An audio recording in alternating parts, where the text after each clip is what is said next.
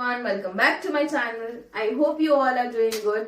So आज की class में हम कंटिन्यू करने वाले हैं ग्रेड 9 द फ्रेंच रिवॉल्यूशन को, राइट। जैसे कि लास्ट क्लास में हमने देखा था कि किस तरह रॉबेस्पियर जो थे उन्हें गलेटाइन कर दिया गया था, किस तरह उन्हें मार दिया गया था। अभी जो हेड है अगर वही नहीं रहते हैं तो उनके पीछे उनकी जो प्रजा होती है वो भी नहीं रहती है। सिमिलरली जब रॉबेस्पियर की डेथ हो गई उसके बाद जो जैकोबिन गवर्नमेंट था, राइट, रॉबेस्पियर कौन थे? जैकोबिन के हेड थे, जैकोबिन क्लब के हेड थे। तो ये जो जैकोबिन गवर्नमेंट थी ये पूरी गवर्नमेंट भी फेल हो गई। अभी जब ये गवर्नमेंट फेल हो गई तो वापस पावर किसके हाथ में आ गया? मिडिल क्लास, जो वेल्दी मिडिल क्लास जिनके हाथ में पहले पावर था उनके हाथ में वापस पावर आ गया, right? So basically with the fail of Jacobin government there was a rise of the wealthier middle class. ठीक है, अभी जब ये wealthier middle class के हाथ में वापस पावर आया तब उन्होंने एक नया कॉन्स्टिट्यूशन बनाया, राइट। जब उन्होंने नया कॉन्स्टिट्यूशन बनाया तो ये कॉन्स्टिट्यूशन में क्या क्या रूल्स थे या क्या क्या इनके मुद्दे थे। तो इन्होंने जो ऐसी सोसाइटी के लोग, जो ऐसे लोग होते हैं जिनके पास खुद की प्रॉपर्टी नहीं होती है, ठीक है, वो लोग को वोट करने से मना कर दिया। वो लोग के पास से वोटिंग राइट्स छीन ली गई, ठीक है। ये फर्स्ट पॉइंट था। सेकेंड पॉइंट जो है, उन्होंने 2 लेजिस्लेटिव काउंसिल बनाए थे। लेजिस्लेटिव काउंसिल क्या होते हैं?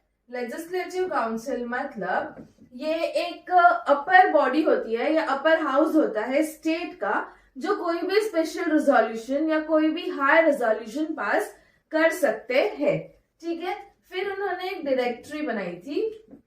डायरेक्टरी में 5 मेंबर्स थे, ठीक है। अभी इस बार इन्होंने 5 मेंबर्स की डायरेक्टरी क्यों बनाई?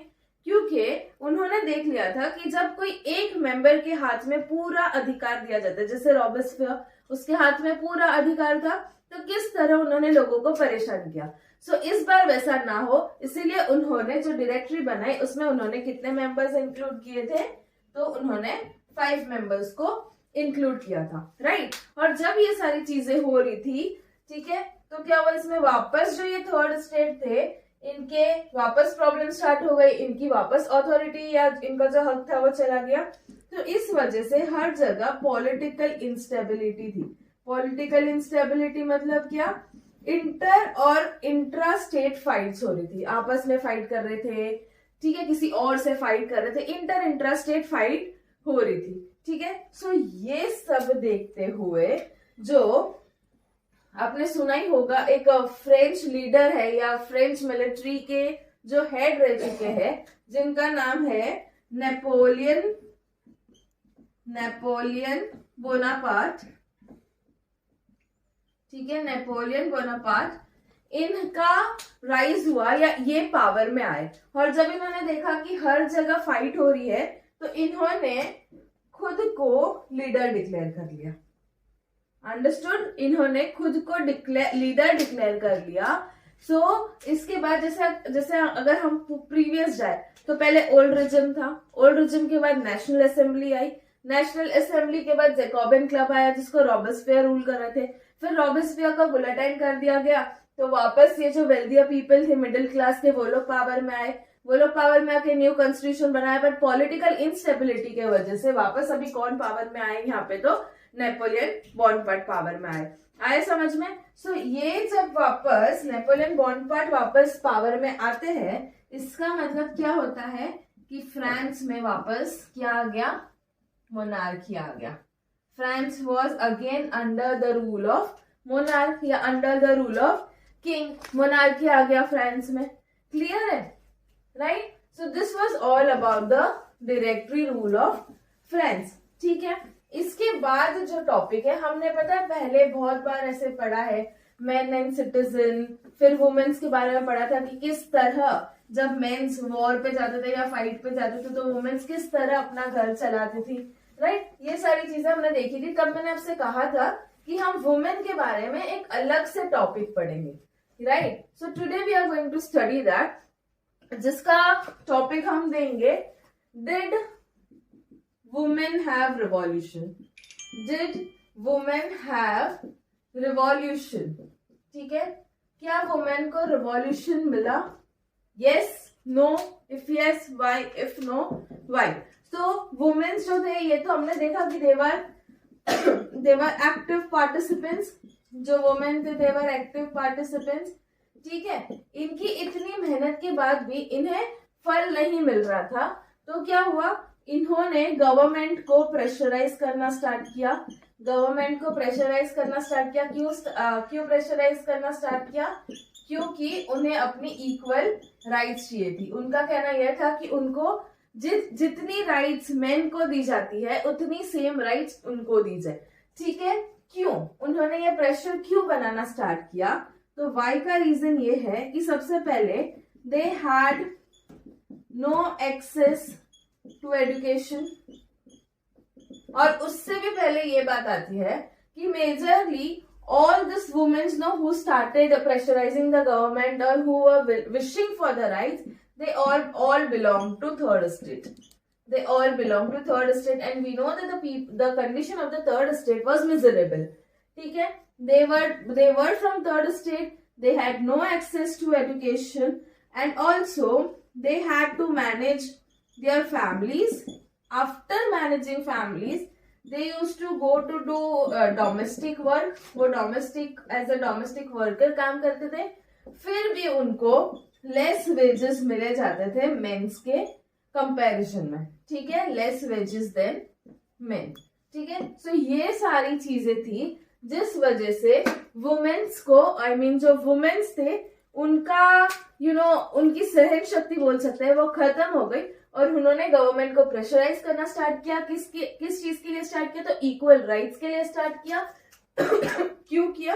क्योंकि वो थर्ड स्टेट से बिलोंग करती थी, ऑलरेडी उनकी कंडीशन मिजरेबल थी, उनके पास एजुकेशन के लिए एक्सेस नहीं था, फैमिलीज को भी संभालना पड़ता था, डोमेस्टिक वर्क भी करना पड़ता था, और साथ ही साथ में जो काम करते हैं उसके लिए उन्हें बहुत ही कम पे किया जाता था मेन के कंपैरिजन में। और एक और चीज यहाँ पे हम ऐड कर सकते हैं कि उनके पास ना जॉब की ट्रेनिंग नहीं थी। अगर उन्हें कोई जॉब करना हो, नो ट्रेनिंग फॉर जॉब्स, या कोई छोटा मोटा बिजनेस चलाना हो और टू रन बिजनेस, ठीक है, ये अधिकार भी उनको नहीं दिया गया था। So they demanded for revolution. Now they all belong to third state, और हमने देखा कि वो लोग को रिवॉल्यूशन चाहिए ही था, तो इन्होंने क्या किया? They started engaging themselves into political clubs, ठीक है, they started engaging themselves into political clubs, ठीक है, पॉलिटिकल क्लब्स। तो women started raising voice for themselves.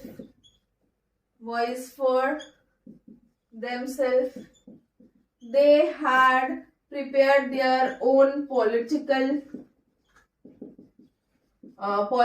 Clubs बनाए उन्होंने, खुद क्लब्स के लिए खुद वो प्रचार करते थे, न्यूज़पेपर्स बनाए या न्यूज़पेपर्स में आर्टिकल्स देने लगे, ठीक है, ये सारी चीजें वो करने लगे।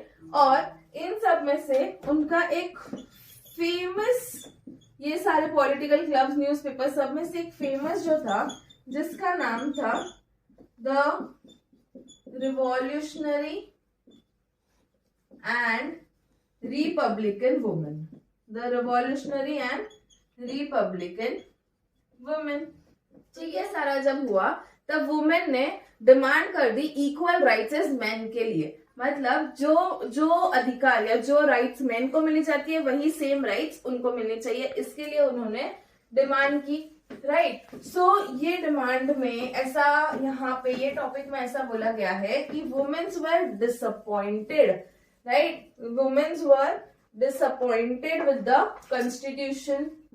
जो वुमेन्स थे वो डिसअपॉइंटेड थे, किससे डिसअपॉइंटेड थे? तो कॉन्स्टिट्यूशन से डिसअपॉइंट थे, कॉन्स्टिट्यूशन से डिसअपॉइंट थे। क्यों कॉन्स्टिट्यूशन से डिसअपॉइंट थे? क्योंकि उनकी सारी राइट्स जैसे education, law, job, political parties में पार्टिसिपेट करने का, पॉलिटिकल हेड ऑफिस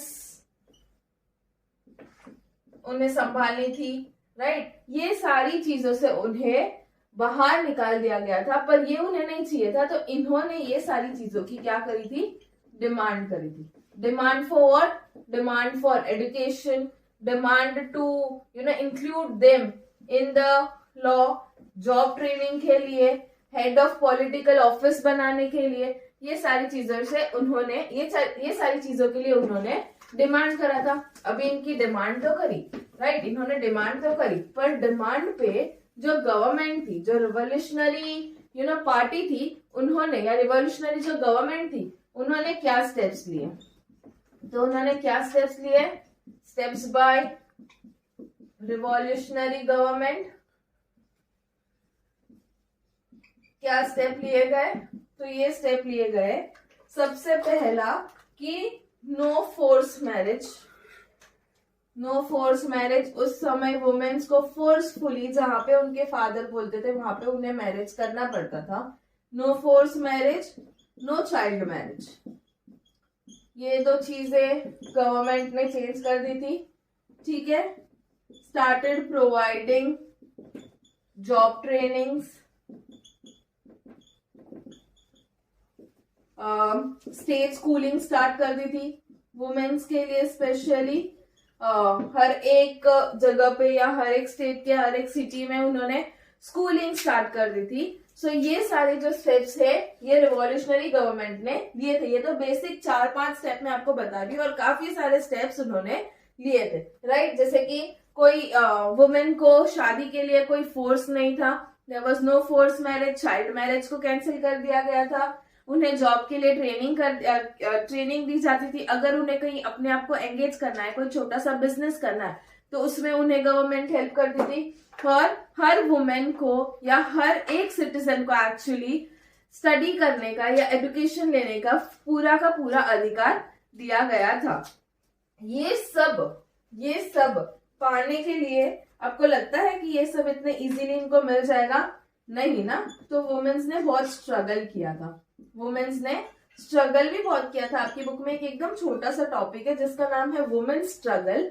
तो वुमेन स्ट्रगल में क्या था कि वुमेन्स को जब उन्होंने पॉलिटिकल क्लब्स बनाए या जब उन्होंने पॉलिटिकल पार्टीज बनाई, जब उन्होंने आवाज उठाई, तब उन्हें बहुत बार अरेस्ट भी कर लिया गया था। उनके जो पॉलिटिकल क्लब्स थे उनको बैन भी कर दिए गए थे। उनकी जो डिमांड थी वो डिमांड को डिनाई भी कर दिया गया था, उनकी डिमांड को पूरा नहीं किया गया था। बट फिर भी the womens did not stop और फाइनली उन्होंने अपना जो अधिकार था, जो उनकी राइट्स थी, वो उन्होंने गवर्नमेंट से मनवा ही ली।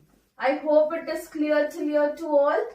Right. Thank you so much for watching, guys. If you liked my video, please like, share, comment and subscribe.